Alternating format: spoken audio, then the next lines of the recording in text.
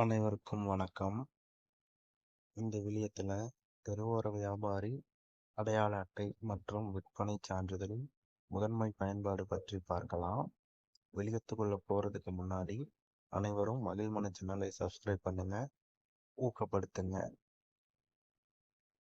ஒரு வியாபாரி அவர் வியாபாரம் பார்க்கும் இடத்திலிருந்து 3 விதமான நபர்களால் வெளியேற்றப்படும் நிகழ்வு ஏற்படலாம். வியாபாரம் பார்க்கும் இடம் தனியாருக்கு சொந்தமான இடமாக இருக்கும் பட்சத்தில் அந்த இடத்தின் சொந்தக்காரரால் வியாபாரி வெளியேற்றப்படலாம். அந்த சமயத்தில் அட்டையும் சான்றிதழும் செல்லுபடியாகாது. வியாபாரம் பார்க்கும் இடம் நெடுஞ்சாலையாக இருந்தால் நெடுஞ்சாலைத்துறை அதிகாரியால் வெளியேற்றப்படலாம். நெடுஞ்சாலையில் வியாபாரி நிரந்தரமாக கடை அமைத்தாலோ, நடைபாதை ஆக்கிரமிப்பு செய்யப்பட்டாலோ, பொதுமக்கள் நடக்க இடையூறு ஏற்பட்டாலோ நெடுஞ்சாலைத்துறை அதிகாரி சம்பந்தப்பட்ட வியாபாரியை வெளியேற்றம் செய்து நடவடிக்கை எடுப்பார். இந்த நிகழ்வை தவிர்க்க வியாபாரிக்கு சொந்தமான எந்த பொருளையும் நிலையாகவோ நிரந்தரமாகவோ வியாபாரம் செய்யும் இடத்தில் விட்டு செல்லக்கூடாது. உடனடியாக காலி செய்யும் முறையிலேயே பயன்படுத்த வேண்டும். நடைபாதை அல்லது நடைமேடையை பொதுமக்கள் பயன்படுத்த வியாபாரியாலோ வியாபாரியின் பொருட்களாலோ எந்த இடையூறும் ஏற்படக்கூடாது.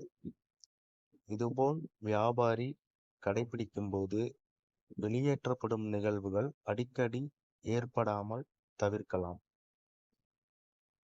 இதை கடைபிடித்தும் வியாபாரி நெடுஞ்சாலைத்துறை அதிகாரியால் வியாபாரம் செய்யும் இடத்திலிருந்து வெளியேற்றப்படும் நிகழ்வு ஏற்பட்டால் இப்போது தெருவோர வியாபாரி அடையாள அட்டை மற்றும் விற்பனை சான்றிதழை பயன்படுத்தி அதே இடத்திலோ அல்லது மாற்று இடத்திலோ தொடர்ந்து வியாபாரம் செய்ய அனுமதி பெற்றுக்கொள்ளலாம். நெருக்கமான சாலையாக இருந்தால் காவல்துறை அதிகாரியால் வெளியேற்றம் செய்யப்படலாம். வியாபாரி பயன்படுத்தும் இடத்துல வாகன போக்குவரத்து நெரிசல் ஏற்பட்டாலோ, அடிக்கடி விபத்து ஏற்படும் இடமாக இருந்தாலோ காவல்துறை அதிகாரி சம்பந்தப்பட்ட வியாபாரியை வெளியேற்றி நடவடிக்கை எடுப்பார்.